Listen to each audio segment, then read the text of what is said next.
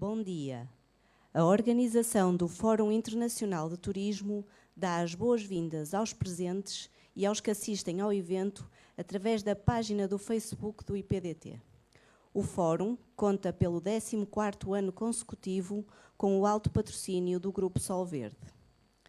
Vamos dar início à cerimónia de abertura, que conta com a presença de Silva Carvalho, administrador do Grupo Sol Verde e chairman do Fórum, José Guilherme Aguiar, vereador da Câmara Municipal de Vila Nova de Gaia, Jorge Costa, presidente do IPDT, Turismo e Consultoria, e Francisco Calheiros, presidente da Confederação do Turismo Português.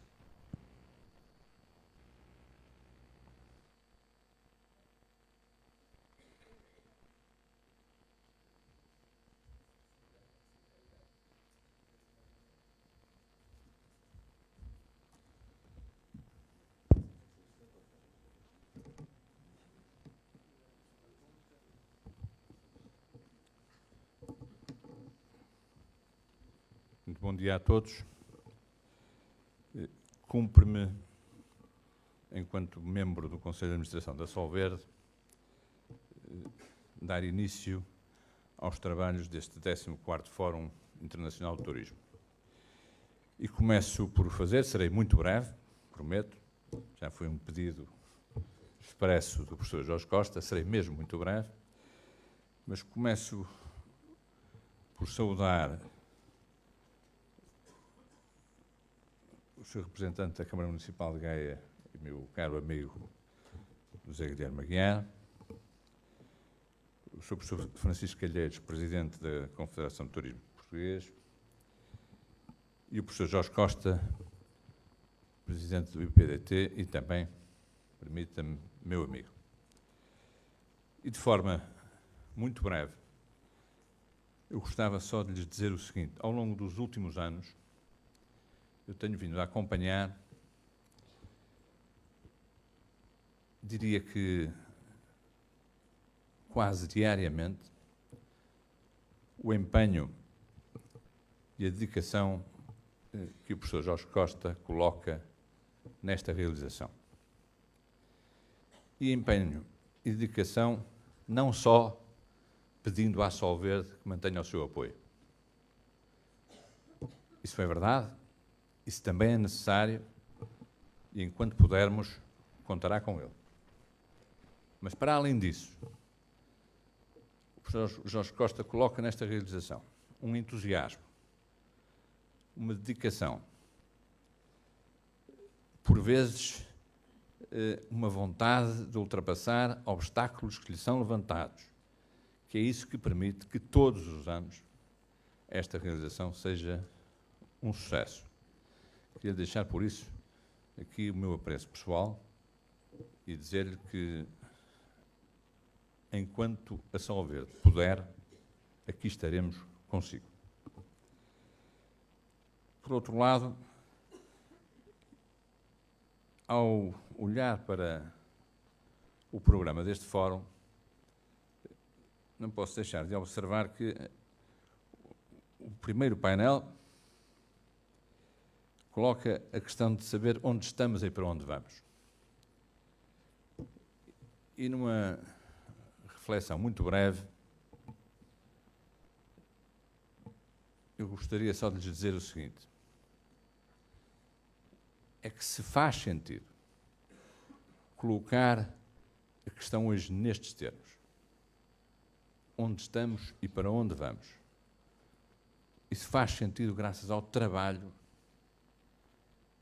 daqueles que se empenham no desenvolvimento do turismo em Portugal. E quando falo nisso, falo no trabalho dos particulares, dos privados, que se esforçam todos os dias para que este setor seja, por exemplo, aquele que mais contribuiu ao longo dos últimos anos para fazer aumentar o nível de emprego em Portugal. E é por isso que faz sentido colocar esta pergunta. Porque já não estamos onde estávamos há 10 anos atrás. E, portanto, faz sentido colocar a questão de dizer assim: onde estamos hoje? Porque há uma diferença enorme onde estávamos há 10 anos atrás, onde estávamos quando se fez este primeiro fórum e onde estamos hoje. E essa diferença deve-se, e isso que fique muito claro, essencialmente aos operadores privados, aos empresários privados e particulares que, contra tudo e contra todos, muitas vezes se têm empenhado no desenvolvimento deste setor. E, mais uma vez, cá estamos nós, também operadores privados, também confederações privadas, para discutir e para querer saber para onde vamos, que tipo de modelo queremos para o futuro do turismo em Portugal. Somos nós, mais uma vez, que o iremos decidir, somos nós que o iremos construir. Não vos roubo mais tempo e declaro abertos os trabalhos deste fórum.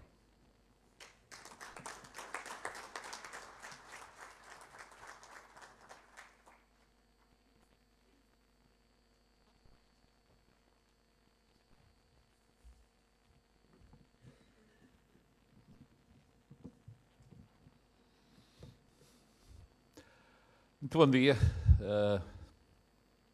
Como eu costumo dizer, bem-vindos a Vila Nova de Gaia. De vez em quando fazem aqui uma certa confusão, o Hotel Sol Verde. O Hotel Sol Verde está em Vila Nova de Gaia. O Grupo Sol Verde pode não estar, pode ter a sua sede fora dos limites geográficos deste concelho, que por acaso é o maior da área metropolitana, mas o Hotel Sol Verde está em Vila Nova de Gaia. Eu estava preparado para fazer a sessão de encerramento, por isso tinha o dia inteiro, podemos dizer assim, tinha o dia inteiro para me preparar. Hoje de manhã tomei conhecimento que tinha que fazer a cerimónia de abertura. É um bocadinho mais difícil. Um bocadinho mais difícil e também não é assim tão difícil.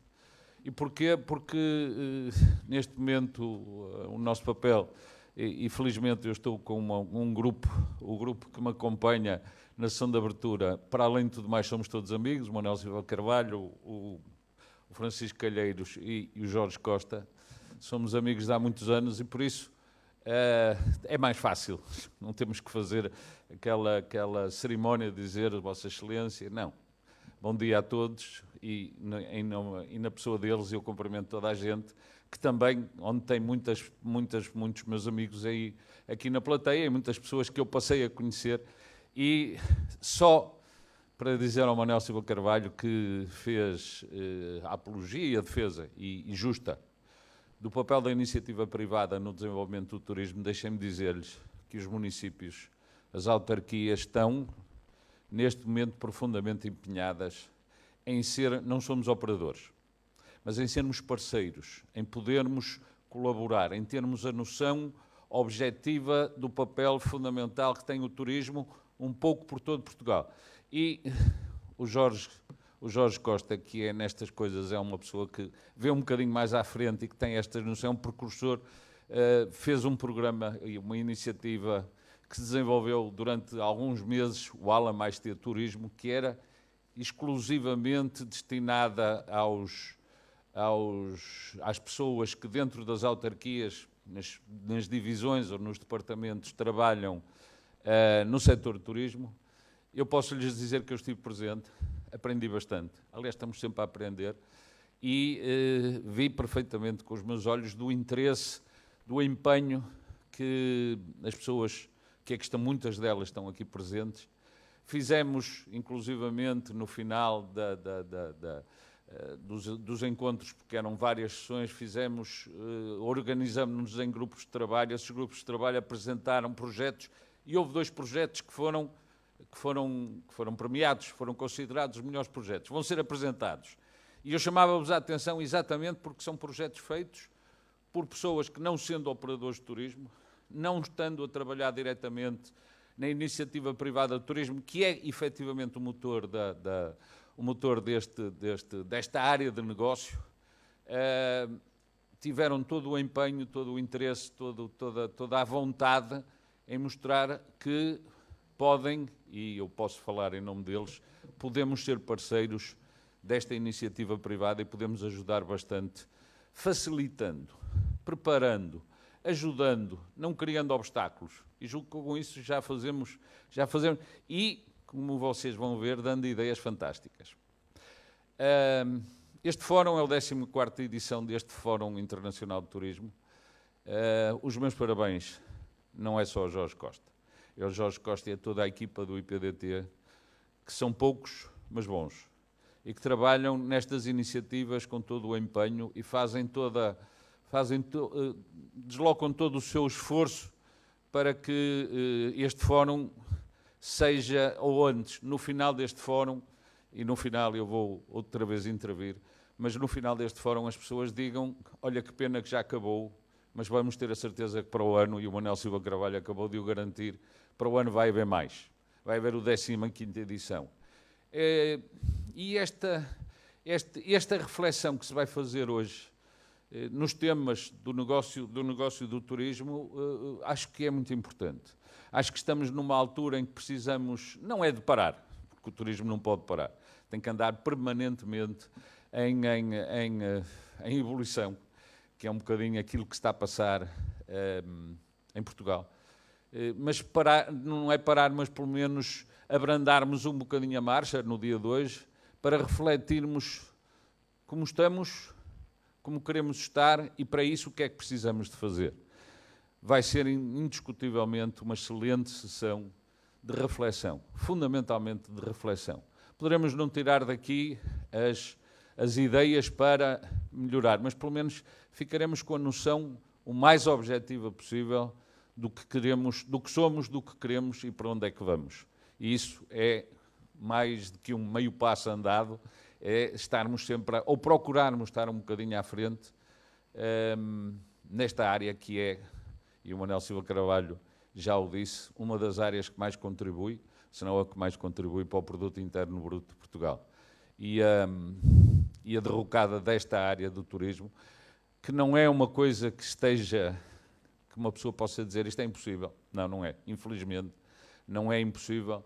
Também não falo na derrocada total, mas que comece a diminuir o volume de negócios. É muito possível se nós não percebermos objetivamente o ponto onde estamos e o que é que temos que fazer para mantermos pelo menos este nível de negócios que é verdadeiramente fantástico. Um bom dia de trabalho para todos. Muito obrigado.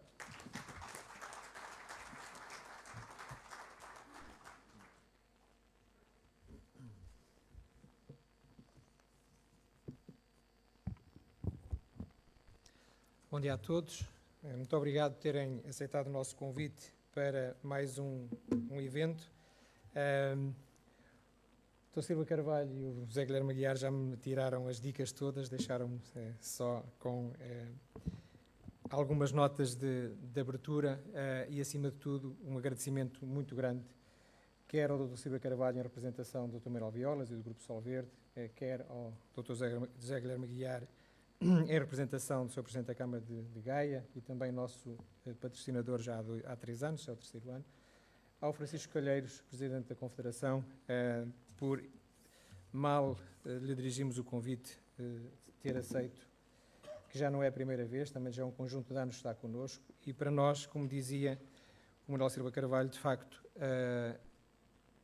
o turismo é um setor de iniciativa privada em que o público tem que criar as condições para que se ganhe dinheiro e para que se crie condições de vida para os portugueses e para quem cá reside. E de maneira que este ano, na organização do Fórum e ao fim de 14 anos, nós temos efetivamente que ser criativos e tentar fazer com que quem convidamos queira vir participar do Fórum, e com tantas iniciativas da área do turismo que nós hoje temos em Portugal, de facto, temos mesmo que ser criativos e temos que encontrar ângulos diferentes de abordar os temas para que valha a pena dedicarmos um dia do nosso trabalho, digamos assim, a participar num fórum como este. Eu tenho algumas notas que gostaria de partilhar convosco, explicar-vos um bocadinho o porquê do tema, digamos assim, central do fórum do turismo deste ano, onde estamos como negócio e para onde vamos. Efetivamente, é claro para nós que esta capacidade de competir no setor do turismo, quer no presente, quer no futuro, depende muito de conseguirmos criar uma reputação de excelência, e nós temos vindo a fazê-lo ao longo dos tempos. E aqui, também, como dizia o Zé Guilherme Aguiar, hoje em dia nota-se uma vontade, um trabalho, uma aposta muito séria dos municípios portugueses em estar a ombrear com aquilo que são os desafios e os investimentos que os privados fazem e colocam em cima da mesa dos municípios. E nós temos vindo a acompanhar essa vontade, esse trabalho.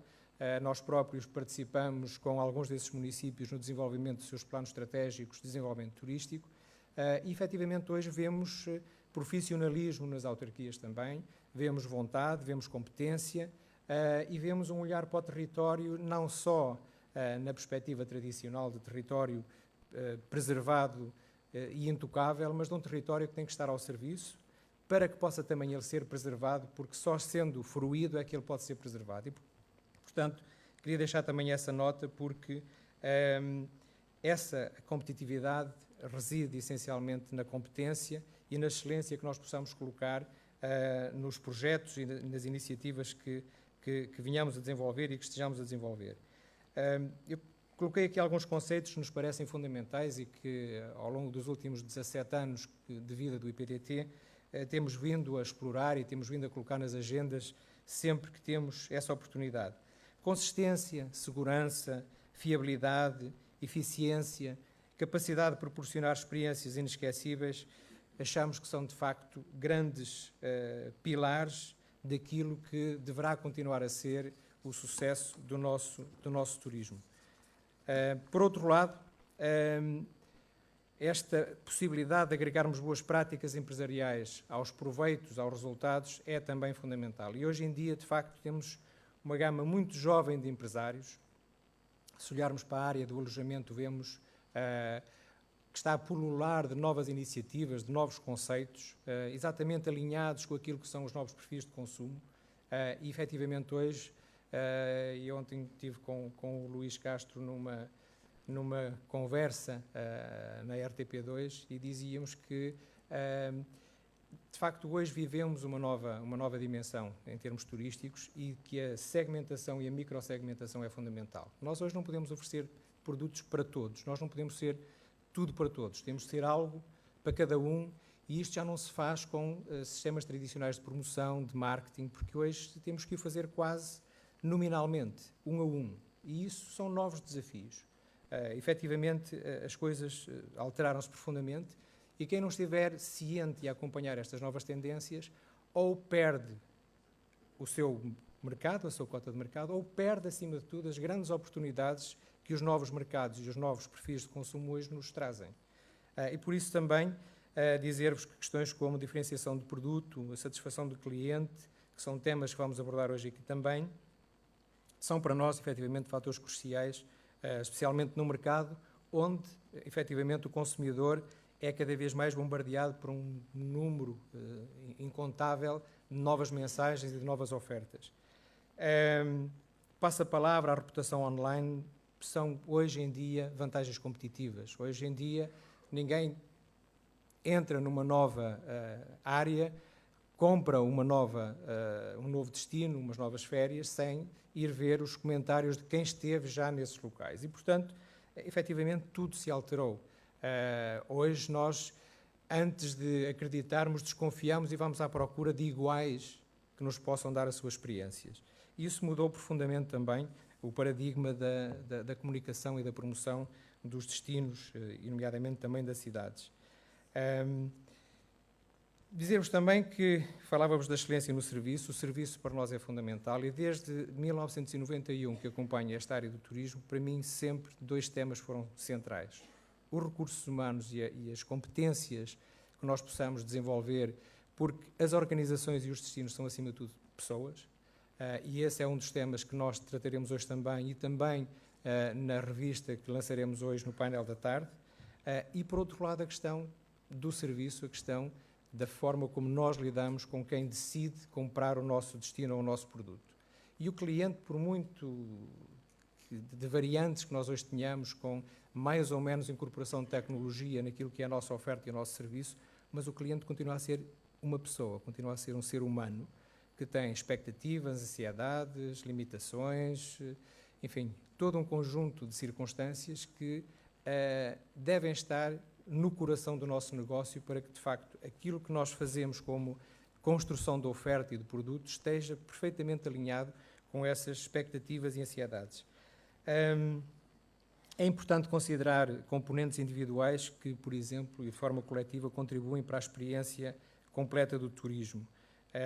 E por isso nós propomos, por exemplo, nas nossas discussões de hoje, abordar temas como o conhecimento das necessidades e expectativas do visitante, a valorização dos recursos humanos, a maximização da performance empresarial, e daí arrancarmos com o primeiro painel exatamente com as 3 entidades, associações mais representativas do nosso setor, a valorização do destino, e por isso também temos aqui um conjunto vasto de colegas de municípios que têm efetivamente os recursos turísticos dentro das suas áreas territoriais, a interação e cooperação entre os vários agentes do setor, o fomento da inovação e, efetivamente, não só como um grande chavão, mas como uma grande preocupação, a questão da sustentabilidade, que é também, efetivamente, um tema central por todas as razões que nós conhecemos, e não só por ser algo que está na moda, mas por ser algo que é fundamental que nós incorporemos na nossa estratégia, quer dos destinos, quer das organizações, se quisermos, daqui por alguns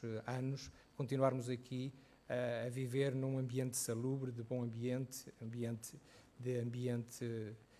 enfim, de enquadramento, mas também de ambiente social e ambiente económico.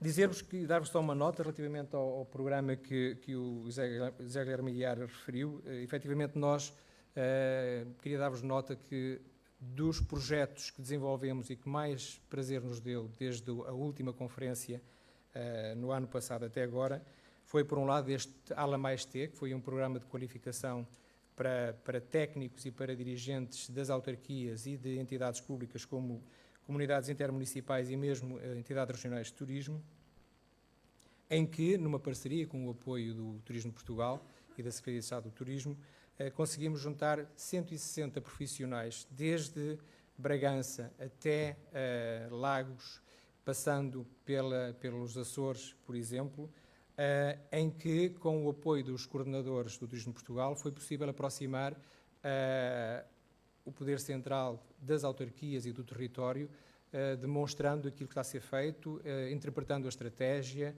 as oportunidades de negócio, formas de fazer negócio, como organizar produto, e para nós foi muito grato ver a forma como os colegas das autarquias reagiram a este repto, se envolveram, e os 3 projetos que venceram, com o apoio do Turismo de Portugal na ordem de 700 mil euros para ser implementado a partir de agora, vão ser apresentados hoje nos 3 painéis, no painel 2, 3 e 4 de hoje, e a razão pela qual nós criamos espaço na conferência deste ano para podermos apresentar esses projetos é porque, efetivamente, eles são projetos de envolvência pública e privada, que é exatamente o fator-chave de sucesso para este tipo de parcerias. E, portanto, o ALA mais T é um dos casos, um dos projetos que mais nos movimentou, mas, acima de tudo, que mais prazer nos deu levar a cabo, pela aproximação exatamente das entidades públicas que estão no território com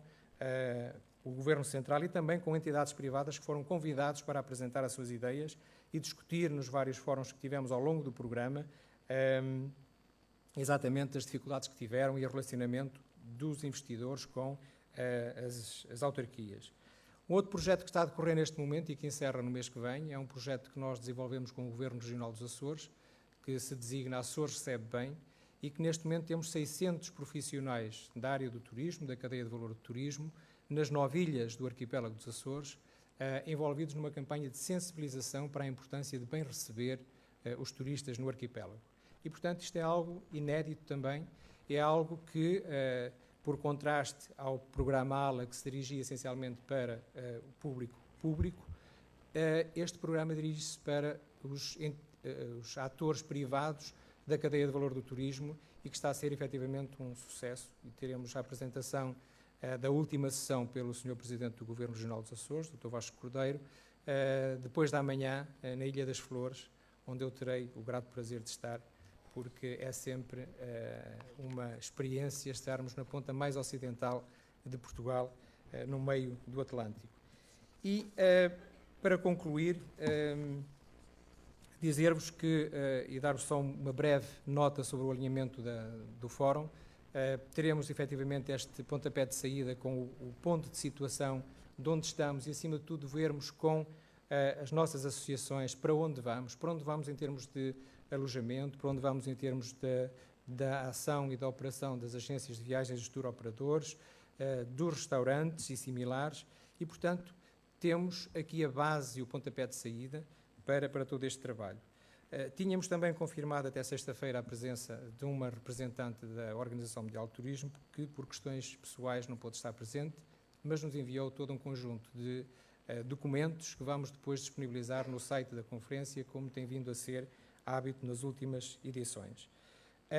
Depois passaremos para a discussão de temas como o capital humano e aqui teremos o grato prazer de ter, e será um projeto pioneiro que vai ser apresentado via Skype pelo Corné, que é professor da Universidade de Breda, na Holanda, e que nos vai falar, porque a apresentação é a apresentação falada também, de um projeto muito interessante a ser desenvolvido a nível europeu, onde se estuda aquilo que devem ser as competências do nosso setor em termos de futuro.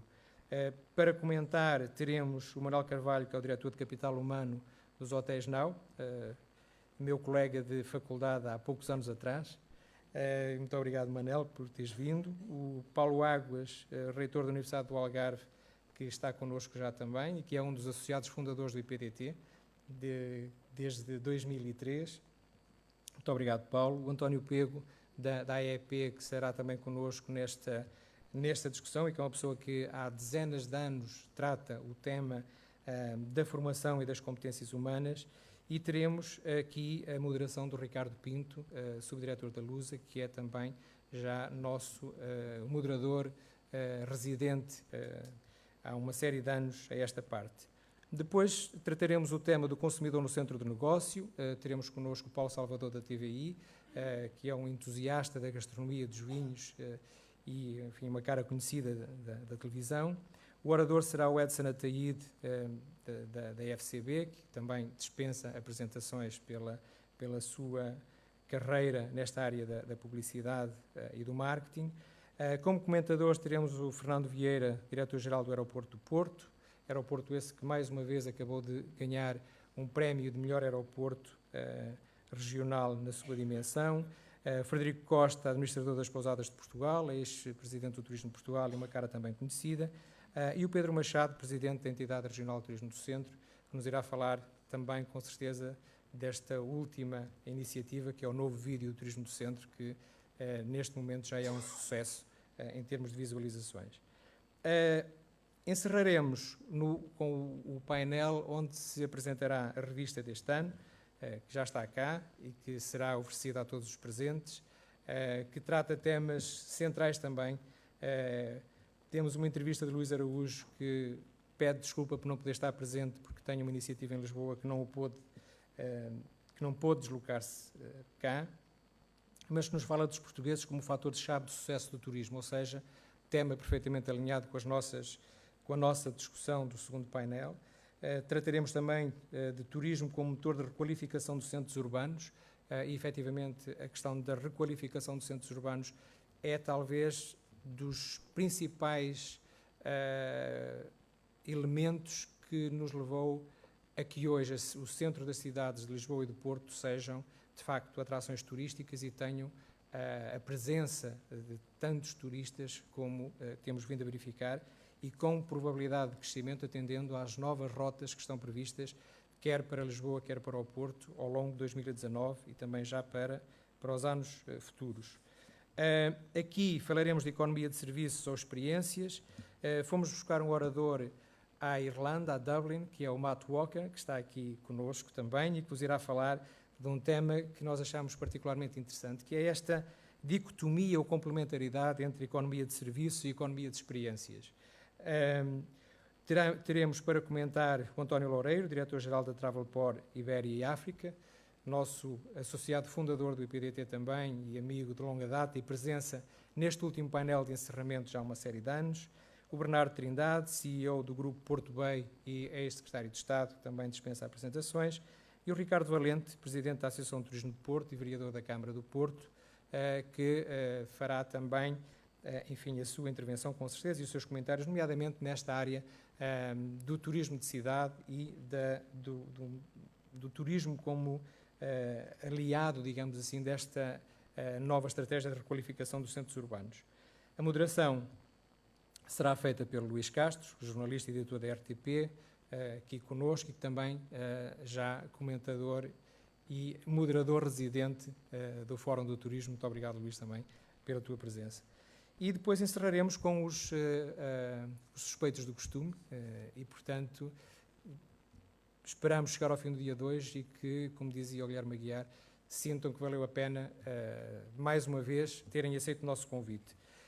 Convite esse que será também, enfim, alegrado com o Porto de Honra e com chocolate oferecido pelo Porto Cruz e pela Maria Chocolate, o vinho, naturalmente, pela Porto Cruz e pela Maria Chocolate, depois o chocolate, para fazermos um encerramento diferente e para que possamos estar um pouquinho mais à conversa no final do painel.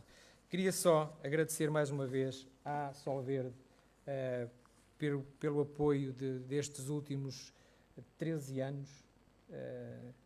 Portanto, é uma longa parceria que felizmente tem pernas para andar e temos tido o grato prazer da renovação dessa parceria todos os anos. Agradecer também aos demais parceiros, à Câmara Municipal de Gaia, à Câmara Municipal de Espinho, à Travelport, à ANA Aeroportos de Portugal, à Sol Trópico, ao Grupo Viqueima, também aos nossos parceiros no âmbito do Anuário do Turismo, como o Grupo Oasis, Turismo de Macau, a Câmara Municipal de Valdecambra, ao Porto Cruz, à Maria Chocolate, que eu já referi, e, por fim, aos nossos oradores, mais uma vez, comentadores e moderadores, aos parceiros das várias áreas, também já são nossos parceiros da longa data, pessoal que trata de toda a iluminação, de toda a parte visual, etc. Já são anos a fio a trabalhar com as mesmas entidades e, naturalmente, também uma palavra de apreço à equipa do IPDT.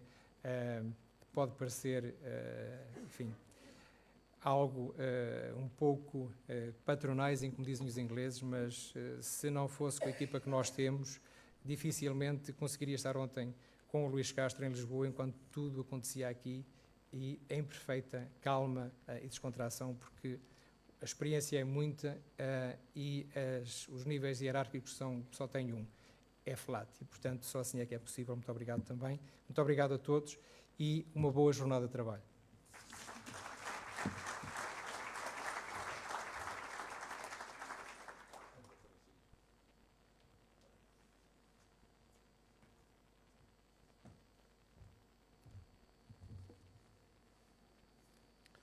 Bom dia a todos. Queria, na pessoa do Sr. Dr. José Guilherme Aguiar, meu amigo de longa data, cumprimentar todos os presentes e uma palavra inicial de agradecimento ao Dr. Jorge Costa, Presidente do IPDT, pelo convite para marcar presença em mais uma edição deste fórum e uma outra ao Dr. Manuel Silva Carvalho, do Grupo Sol Verde, por nos receber aqui neste magnífico Hotel Sol Verde. Permitam-me ainda que vos diga que o negócio do turismo, onde estamos e para onde vamos, é um excelente ponto de partida para este debate, sobretudo com os excelentes oradores e moderadores que poderemos assistir dentro de muito pouco tempo. O turismo encontra-se num momento particularmente desafiante. Iniciámos 2013 um ciclo de crescimento com 43 milhões de dormidas e 15 milhões de hóspedes. Em 2018 ultrapassámos a marca dos 57 milhões de dormidas e dos 21 milhões de hóspedes, sem contar com o alojamento local. Ao longo destes 5 anos, o turismo tornou-se a maior atividade económica exportadora do nosso país e a principal fonte de financiamento da balança comercial, para não falar dos vários milhares de postos de trabalho que criou e que foram decisivos para a redução da brutal taxa de desemprego registada em Portugal no período da Troika. Chegados aqui, com um turismo robusto, assente numa oferta diversificada e de grande qualidade, temos que nos perguntar para onde caminhamos agora. Como manter sustentável este crescimento? Diria que existem vários desafios, dos quais destacava 2, que teremos que enfrentar. O primeiro não diz apenas respeito ao turismo, mas sem dúvida que é o turismo o primeiro a ressentir-se. Refiro-me ao Brexit. Ainda que a data de saída do Reino Unido da União Europeia ou a própria saída permaneça um mistério, o mercado britânico já deu sinais de abrandamento. E como também sabemos, os britânicos são fundamentais para a atividade turística em Portugal. Em 2015, a cota de dormidas de britânicos em Portugal era de 24%, que correspondia a mais de 8 milhões de turistas. Em 2018, as dormidas destes hóspedes diminuíram 7,5%. As razões estão identificadas e relacionam-se não só com o Brexit, mas também com a desvalorização da Libra, com a recuperação de mercados concorrentes no segmento Solimar e Golfo, como o Egito, Tunísia ou Turquia, e com a falência de companhias aéreas como a Monarch e Air Berlin. Todos estes fatores nos devem obrigar a olhar para o turismo nacional e para a sua relação com o mercado britânico de uma forma atenta, responsável e, sobretudo, inovadora. Já não basta ter as melhores infraestruturas e equipamentos ou o serviço mais eficiente para atrair turistas britânicos. É preciso ir mais longe. É preciso diversificar os produtos turísticos, dinamizar os segmentos MICE e Golfo, encontrar novas ligações aéreas do Reino Unido para Portugal e apostar numa estratégia de promoção ambiciosa e inteligente. Deixo desde já aqui os meus parabéns ao Turismo de Portugal pela campanha Welcome e pela sua assinatura We Will Never Leave You, lançada há poucos dias e um bom exemplo do tipo de promoção que podemos fazer junto deste mercado. O segundo desafio tem a ver com o Aeroporto de Lisboa. E nesta frase atrevo-me a dizer que está a ser tão difícil a saída do Reino Unido da União Europeia quanto o início das obras no aeroporto do Montijo.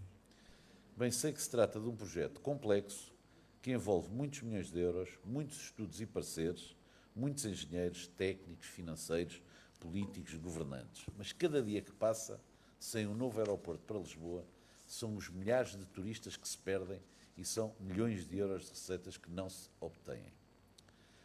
Pergunto, será justo para os empresários que tanto trabalharam até aqui para criar um destino reconhecido em todo o mundo?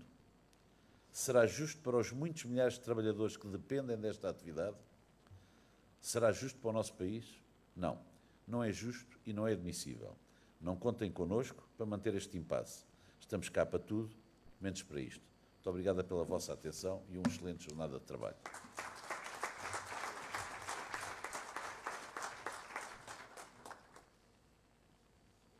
Passamos de seguida ao primeiro painel deste fórum, subordinado ao tema O negócio do turismo, onde estamos e para onde vamos. A análise conta com a participação de Cristina Cisa Vieira, CEO da AHP, Associação da Hotelaria de Portugal, Joaquim Ribeiro, vice-presidente da ARESP, Associação da Hotelaria, Restauração e Similares de Portugal, e Pedro Costa Ferreira, presidente da APAVT, Associação Portuguesa das Agências de Viagens e Turismo. A moderação ficará a cargo de Jorge Costa, do IPDT.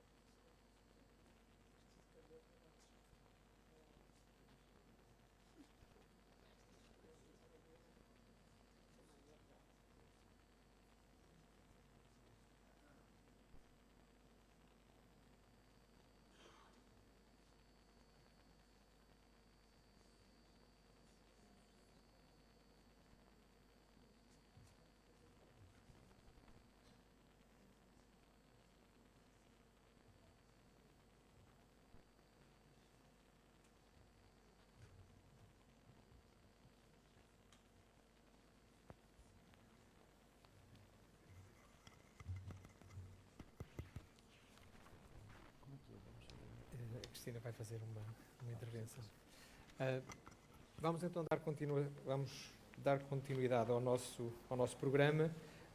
Neste painel, como tive a oportunidade de vos referir há pouco, teremos 3 oradores, Cristina Cisa Vieira, Pedro Costa Ferreira e o Joaquim Ribeiro. Vou passar a palavra à Cristina, que nos vai fazer um breve enquadramento da perspectiva da HP sobre o negócio, e depois passarei a palavra ao Pedro e ao Joaquim para fazer as suas intervenções, e depois conversaremos aqui um pouco, e também com a vossa intervenção, sobre o momento atual do turismo e, acima de tudo, perspectivas para o futuro, desafios e, acima de tudo, oportunidades. Portanto, Cristina, muito obrigado pela presença e, por favor. Bom, obrigada obrigada ao IPDT, também já sou uma visita da casa há muitos anos, é sempre um prazer rever-vos, voltar aqui ao hotel e perceber que, de facto, há sempre tema para anualmente nos encontrarmos e entrarmos em profundidade, neste caso, no negócio do turismo, porque realmente é de um negócio que tratamos.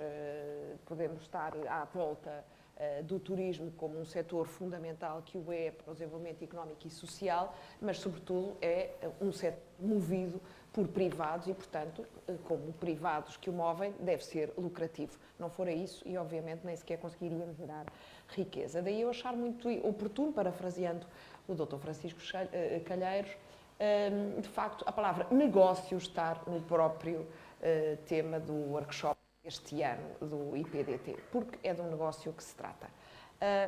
O que é que eu fiz aqui? Como nós na Bolsa Turismo de Lisboa, a HP faz tradicionalmente uma apresentação, e porque nós na hotelaria estamos agora fãs do reutilizar, reciclar, reaproveitar o já feito, eu vou usar parte da exposição que fiz na Bolsa Turismo de Lisboa, um pouco para olhar para o retrovisor, porque a primeira parte do tema proposto é o negócio do turismo onde estamos, e de facto temos que olhar para os resultados que temos perante nós e depois daqui partir para o que nos espera à frente.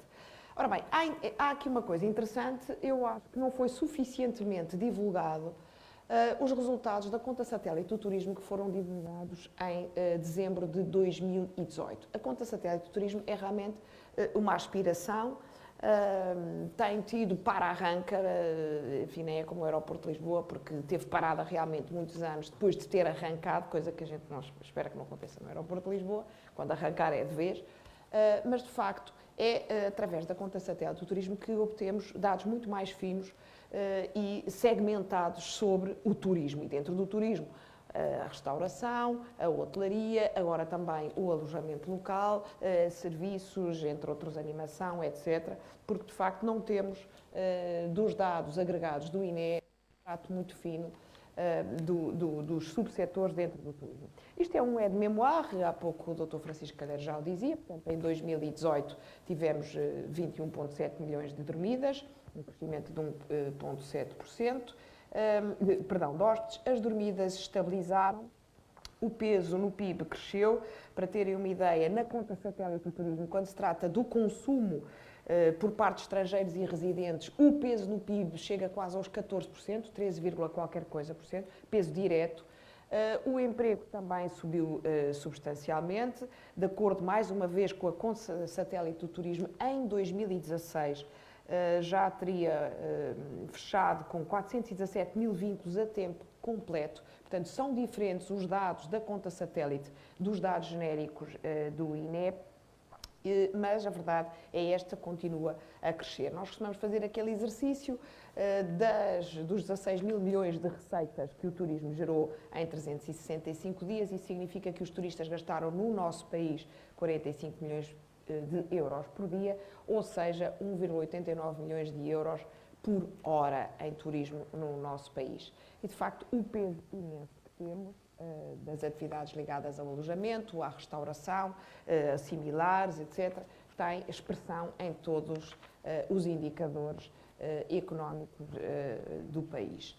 O interessante neste slide que aqui vos apresento é o seguinte: portanto, nós tivemos nestes 16,6 milhões de receitas um crescimento de 10% no saldo, ou seja, naquilo que as exportações cobrem das importações. E o mais interessante ainda, para lá de representarmos 52% da balança de serviços, é que 71% do saldo positivo da balança de serviços, que ali está, não é? 71% é devido ao saldo positivo das viagens e turismo. Ou seja, entre as exportações, 16,614 mil milhões, e as importações, este saldo de 11,910 mil milhões de euros significa 71% do saldo positivo da balança de transações de bens e serviços. Portanto, aqui sim uma expressão imensa ao perceber-se que efetivamente temos um peso imenso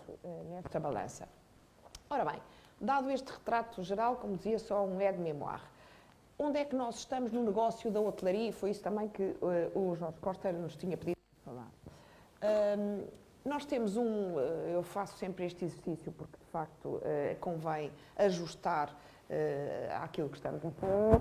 A Associação da Hotelaria de Portugal tem uma ferramenta poderosa, que são os Tourism Monitors, e dentro deles o Hotel Monitor, onde temos mais de 750 hotéis que depositam dados, transitam dados do INE e do Banco de Portugal diretamente para esta ferramenta estatística que permite depois comparar entre destinos, temos 14 destinos, e indicadores operacionais. Portanto, o RevPAR, a taxa de ocupação, preço médio, gasto médio por turista na hotelaria.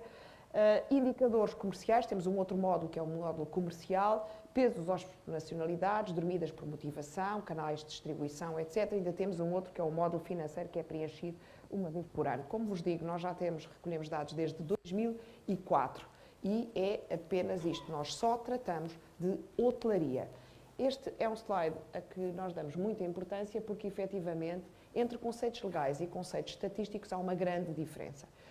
O INE, quando fala em estabelecimentos hoteleiros, não está a referir-se ao conceito legal de estabelecimentos hoteleiros, mas engloba hotéis, apartamentos, pousadas, aldeamentos, apartamentos turísticos, aldeamentos e uma coisa chamada outros, ou seja, pensões, motéis e estalagens. Ora, a lei, quando fala em estabelecimentos hoteleiros ou em hotelaria, fala apenas em hotéis e hotéis-apartamentos.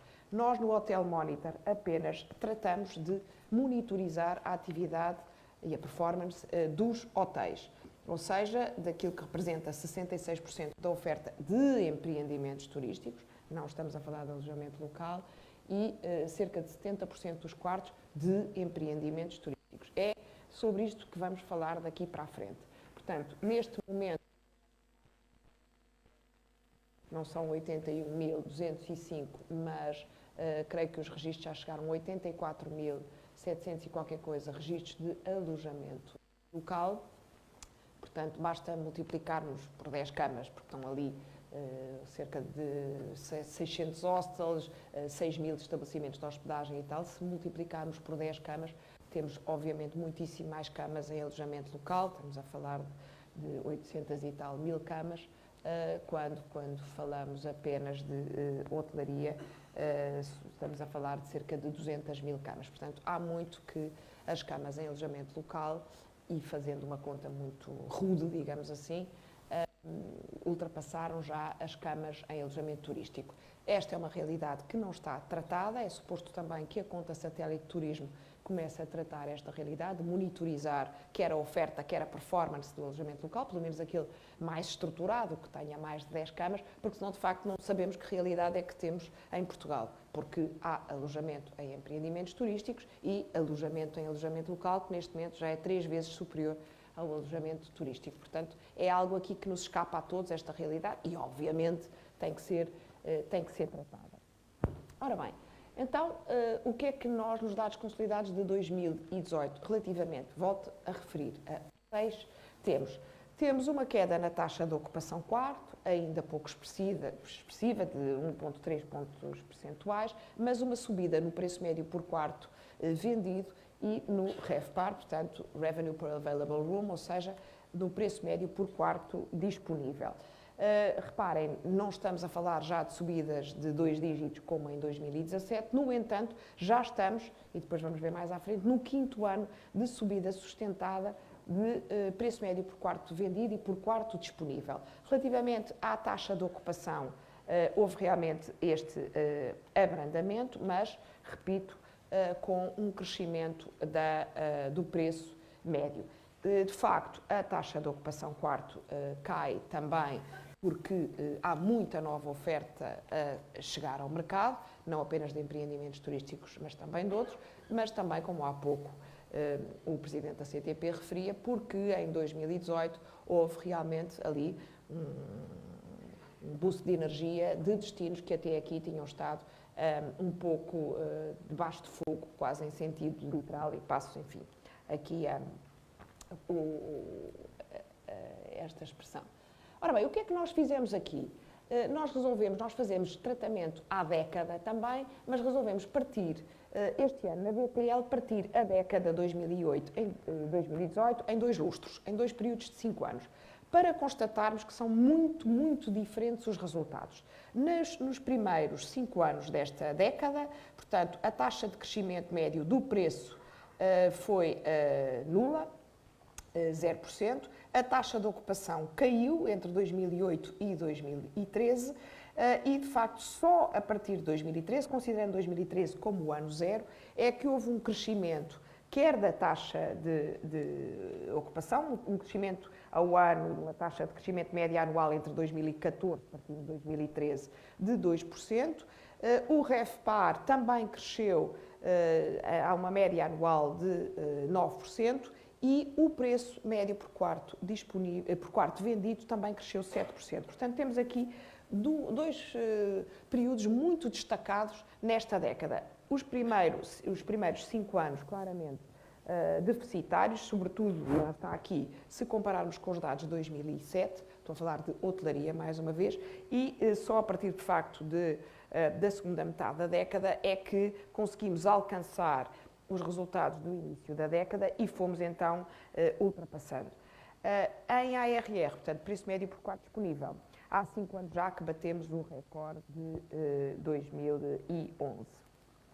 Ora bem, quanto ao gasto médio de turista no hotel que se obtém, portanto, a receita média por turista obtém-se dividindo a receita total pelo número de hóspedes, e é a receita que vem de F&B, de spas, banquetes, pequenos almoços, noites, etc, etc. Também, mais uma vez, partindo a década em 2 lustros, no primeiro tivemos uma queda da receita média, portanto, do turista por hotel, e na segunda parte da década, de facto, um crescimento bastante expressivo, uma taxa de crescimento média anual de 6%. Aqui a maior subida registou-se de 2015 para 2016, portanto, com mais 11 euros de gasto médio.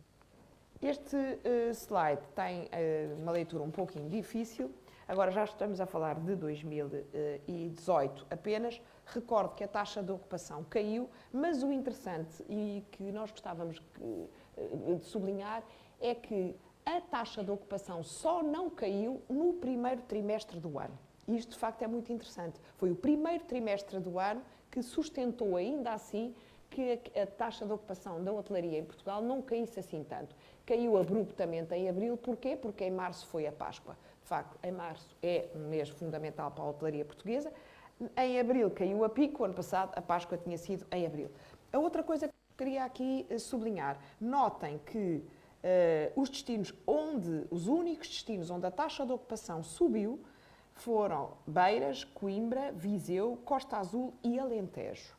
Em todos os outros destinos ou se manteve igual, caso de Lisboa e Estoril Sintra, ou de facto caiu. Portanto, foram os destinos regionais e destinos do interior, portanto, Beiras, Coimbra e Viseu, e depois no caso Costa Azul, que não é interior, mas Alentejo é, que subiram na taxa de ocupação.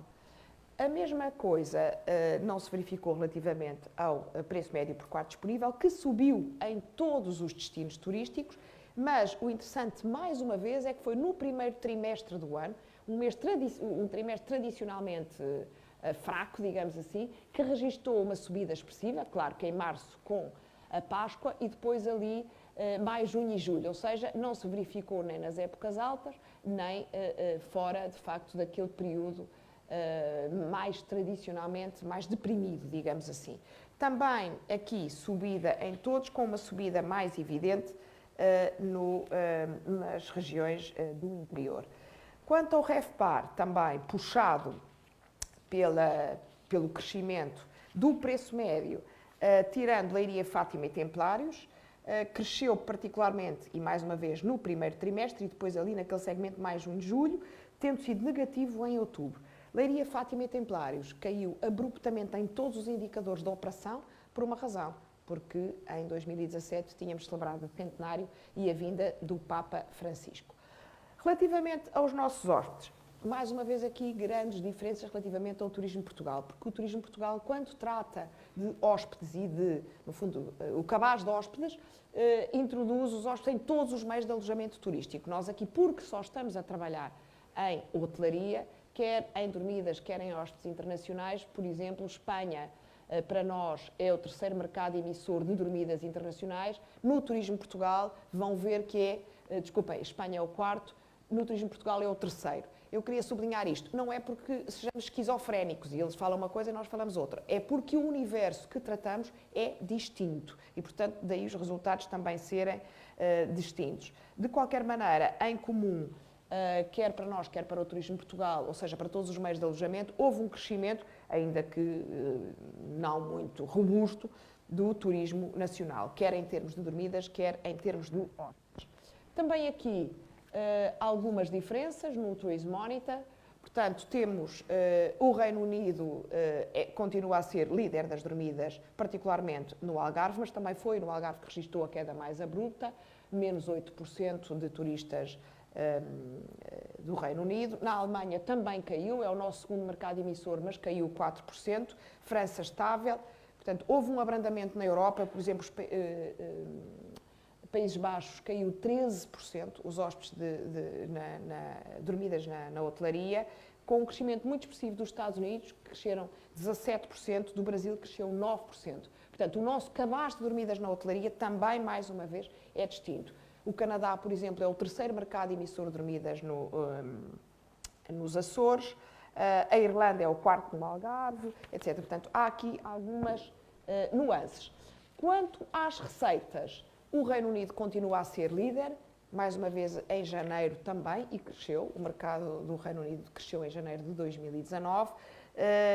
Os crescimentos dos estabelecimentos hoteleiros cresceram na generalidade mais 7%. O crescimento também nestes mercados, inclusive a Reino Unido, França, etc. Portanto, o Reino Unido cresceu apesar de ter diminuído o número de dormidas. E aqui neste cabaz entra também a Suíça, etc. Portanto, temos aqui algum crescimento muito expressivo dos Estados Unidos, que passaram de 530 milhões de euros em 2015 para 968 milhões, portanto, mais 82,5%, o crescimento das receitas dos Estados Unidos, e são, neste momento, o quinto mercado nacional em termos de receitas. Isto, de facto, é um crescimento muito expressivo. Em suma, negócio em 2018. Tivemos o quinto ano de crescimento nos preços e o primeiro ano de queda na taxa de ocupação. Nas regiões Minho, Oeste, aqui desformatou, e Lisboa, mantivemos a taxa de ocupação. O preço médio subiu em todos os destinos. O REFPAR, portanto, esta relação entre taxa de ocupação e preço, só não subiu em Leiria, Fátima e Templários. Houve uma evidente redução da sazonalidade, com aquele crescimento maior no primeiro trimestre, crescimento dos indicadores todos ao longo do ano e, de facto, quebras acentuadas no Reino Unido e na Alemanha, arrefecimento no resto da Europa e um crescimento muito expressivo dos Estados Unidos e Brasil. Pronto, de passado já falámos, de futuro são 3 slides também. Nós fazemos também um inquérito periódico aos nossos hoteleiros, aos associados hoteleiros. Basicamente, e são realmente muito realistas, esperam uma melhor performance em todos os indicadores, mas obviamente não na taxa de ocupação e nem na estada média, que tem sido realmente um pouco o nosso cavalo de batalha, já que temos um aeroporto relativamente esgotado, ou absolutamente esgotado no caso de Lisboa, e de facto mais vale prolongar a estada dos turistas que cá temos. A sazonalidade continua a apontar como melhores meses de setembro e agosto, piores meses janeiro e fevereiro, segmentos sem surpresas, lazer e city e short breaks, o golfe e o turismo religioso são apontados como piores segmentos, maior crescimento Espanha, Estados Unidos e mercado nacional, e também já referenciou bastantes o mercado chinês, interessante aqui, apenas o Algarve perspectiva uma queda do mercado do Reino Unido. Também é aquele onde tem maior expressão, quase 40% das dormidas são do mercado do Reino Unido. Nem a Madeira, nem outros destinos, a Madeira é também muito dependente do mercado britânico, perspectivam uma queda neste mercado. Pela primeira vez, nos constrangimentos ao crescimento do negócio, aparecem a escassez de recursos humanos. Não é apenas a falta de formação ou a falta de recursos humanos qualificados, é pura e simplesmente escassez. Não há recursos humanos suficientes para trabalhar na hotelaria e é apontado quase por 100% dos nossos inquilinos como sendo um grande constrangimento. O Brexit também aparece, a capacidade limitada do aeroporto de Lisboa já não é o primeiro ano. Os destinos mais otimistas são, de facto, o Alentejo e o Norte, a exprimirem já este impulso que 2018 também já lhes deu, e o menos otimista no crescimento é a Madeira. A Madeira, de facto, tem tido, embora continue a campeão nas taxas de ocupação, uma pior performance em vários mercados. E pronto, e no fundo, este slide, mais uma vez, reciclando e reaproveitando o que já usámos, achámos muito interessante, em termos de tendências gerais, vir buscar isto não é bem, mas tendências, mas os dilemas. Foi um evento da Hotel Trends, na IFEMA, e de facto isto um jornalista e crítico de hotéis espanhol, o Fernando Galhardo, lançou a vários hoteleiros presentes estas dicotomias, estes dilemas que nós adaptámos aqui à realidade portuguesa. De facto, esta pulsão entre turismofilia, o amor e as viagens e etc., e de facto a OMT no Outlook para 2019 continua a apontar para a consolidação dos números e espera um crescimento na ordem dos 3, 4%, que estão em linha com as últimas médias de crescimento, mas a própria OMT já identifica o Brexit, as tensões comerciais Estados Unidos-China, o abrandamento da economia europeia para enfim, olhar com alguma cautela para crescimentos mais expressivos. Dizia eu, turismofilia versus turismofobia, todos nós assistimos a isto todos os dias, luxo versus simplicidade, o back to basics, a par de uma, enfim, procura do luxo mais distinto e mais diferenciado, recursos humanos, inteligência artificial, hotéis e outras formas de alojamento.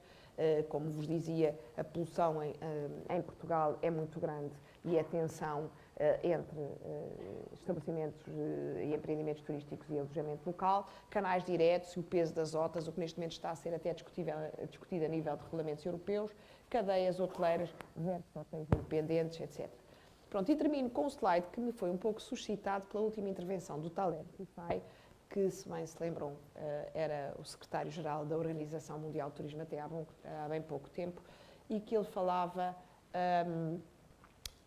um humanista, acima de tudo, não é apenas o negócio do turismo, mas o turismo, de facto, como a indústria da paz e a aproximação do homem ao homem, a visita do homem ao homem. E então, entre outras coisas, e já explico porquê, ele dizia que um setor com 21 milhões de hóspedes, 57 milhões de dormidas, 16 mil milhões de receitas, 417 mil empregos, ser de facto o maior setor exportador da economia nacional, o destino mais sustentável da Europa, mais de 10 milhões de residentes, e então, de facto, concluía que era muito grande a nossa responsabilidade. E daí ter terminado com esta frase do tio do Homem-Aranha, with great power comes great responsibility, e é de facto isto um pouco o que nos espera como um setor tão importante, e tão importante não apenas do ponto de vista económico, mas do ponto de vista também dos valores que queremos cimentar na Europa e no mundo.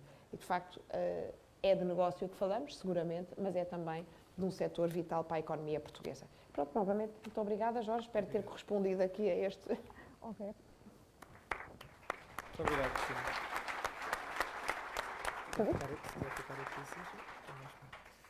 Muito obrigado, Cristina. De facto, eu acho que este é o mote central do negócio do turismo de hoje. É o sucesso e como manter o sucesso fazendo crescer aquilo que são os dividendos resultantes do negócio do turismo.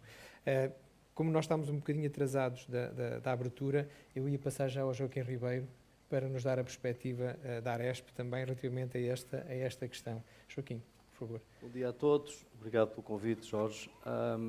Abriu-se aqui um fosso entre as associações, estou preocupado.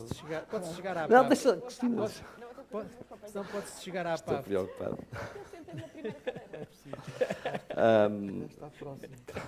Bom dia a todos. Obrigado pelo convite, Jorge. É sempre um prazer estar aqui.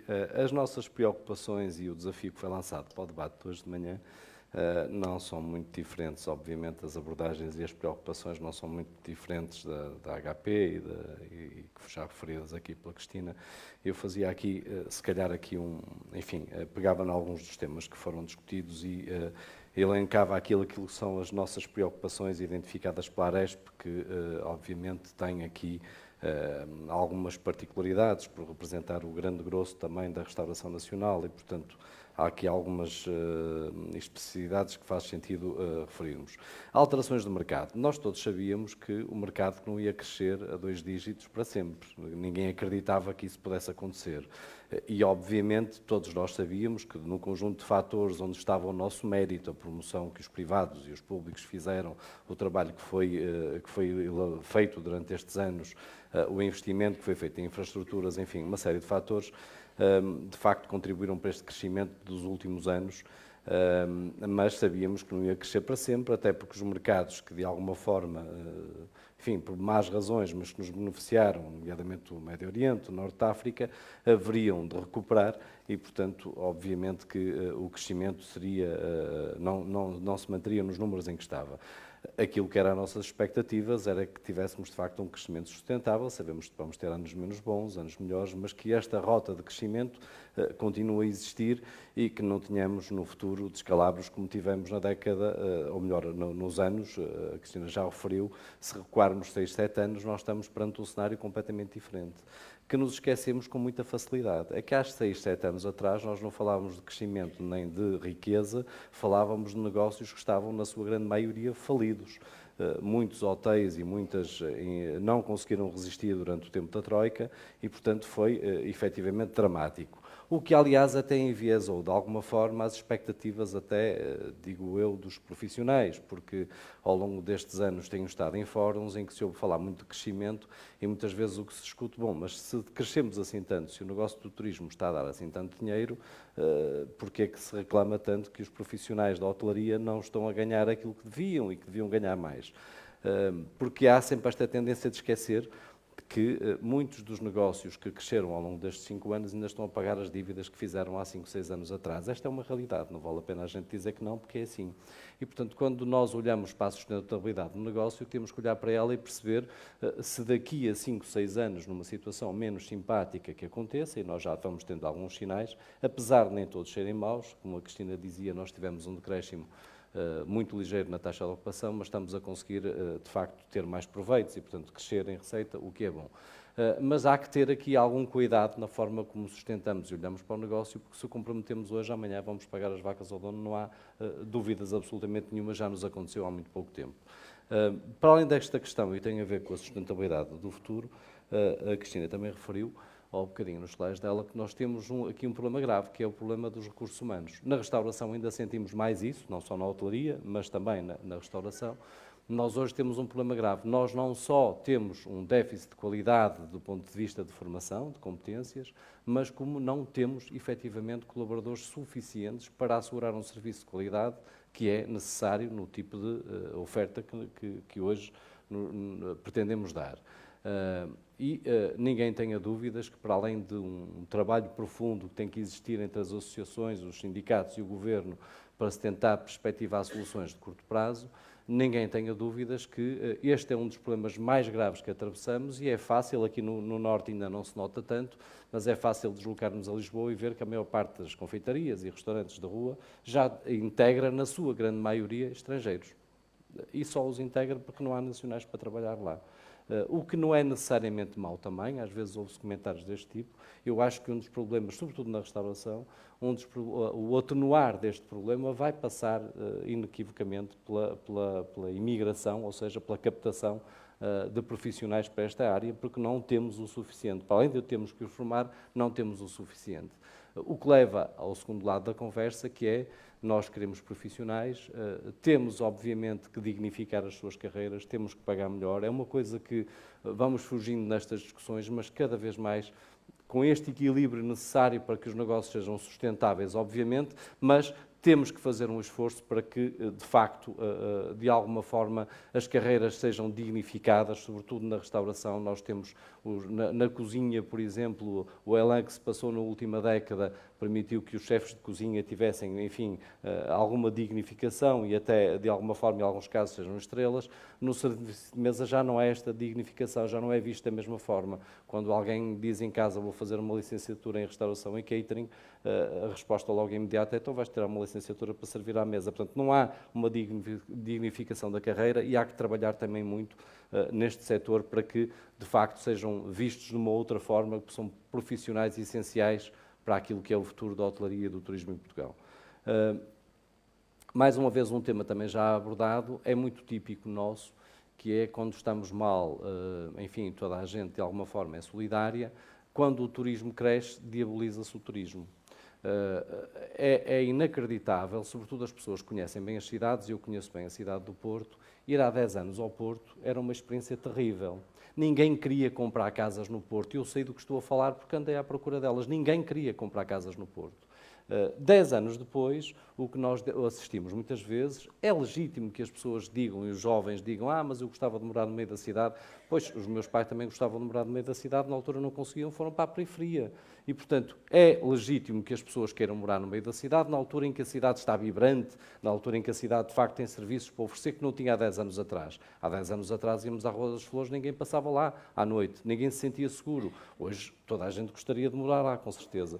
O turismo foi, em grande parte, o responsável pela reabilitação das cidades e muitas vezes o que se assiste é quando cresce o turismo, há esta diabolização permanente, quer nos mídia, enfim, parece que de repente, quando as coisas começam a correr bem num setor que é fundamental para o crescimento da economia, se não o setor mais fundamental, começamos a diabolizá-lo e isto não é só pelas notícias que saem ou pela irritação que provoca nos agentes de turismo, é por aquilo que pode provocar, inclusive, na percepção e na forma como nós, portugueses, vemos os turistas, porque nós até agora somos considerados dos povos que melhor recebe. Eu receio que a diabolização do turismo possa trazer uma nova geração que veja o turismo de uma forma diferente e que, de alguma forma, venhamos a perder aqui uma das nossas capacidades, que é de receber bem. Esta diabolização, que eu percebo que aconteça, porque é muito típico nosso, mas que na maior parte dos casos não está sustentada com argumentos. Nós sabemos hoje que Porto e Lisboa ganharam mais residentes que aquilo que era no passado e, portanto, é perfeitamente natural em zonas que há um crescimento de turismo e que há, obviamente, uma procura maior, que os preços subam, mas esquecemos frequentemente daquilo que foi as mais-valias que o turismo trouxe, o emprego, a qualidade de vida em alguns aspectos que trouxe às cidades.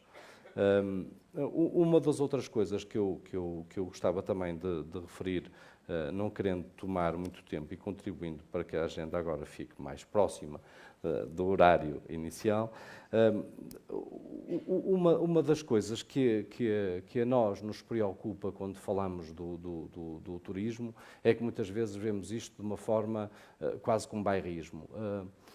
Eu não sei, eu vi no outro dia um mapa que fiquei sinceramente triste e preocupado. Não é nada de novo, não é nada que seja surpreendente, mas se nós pusermos os empreendimentos turísticos, uma mancha azul, no mapa de Portugal, vamos reparar que nós temos uma grande mancha azul ao longo de todo o litoral e o Portugal do interior não existe. Ou seja, nós falamos muitas vezes que o turismo é um redistribuidor de riqueza, mas a realidade é que quando olhamos mesmo hoje para aquilo que é a mancha, onde o turismo, apesar de, como dizia a Cristina bem, notar-se um crescimento, até em alguns casos superior, é evidente que quando se cresce 0 para 2, tem mais peso que crescer de 20 para 22.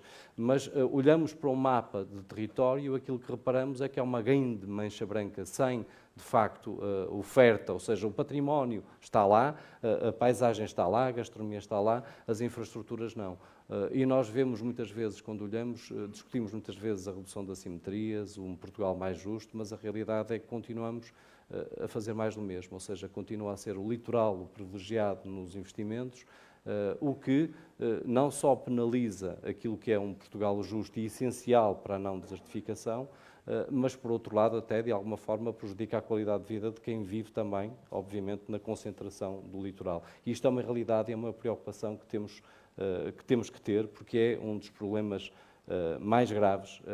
E quando há um bocadinho o Francisco dizia que muitas vezes somos mesmo bairristas, eu sou do Norte e para mim é inacreditável as discussões que às vezes ouço, porque de facto, para todo o turismo nacional, o aeroporto de Lisboa já vem tarde. Venha quando venha, já vem tarde. É essencial. Não afeta só Lisboa, afeta o país todo. E, portanto, somos muito lentos a tomar muitas vezes decisões de coisas que são importantes. Muitas vezes temos esta veia bairrista de que nós precisamos de um aeroporto maior num sítio qualquer. Nós temos um aeroporto fantástico no Porto, que tem muita capacidade de crescimento e esperamos que ele venha a contribuir também para este crescimento nacional, mas é inacreditável num país que vive com esta importância que temos do turismo e que se demora tanto tempo a tomar decisões de uma infraestrutura que é efetivamente essencial, não para o Sul, não para Lisboa, mas para o país. E, portanto, eu dizia há 2 anos atrás, ou há 1 ano atrás, já não sei, num fórum também,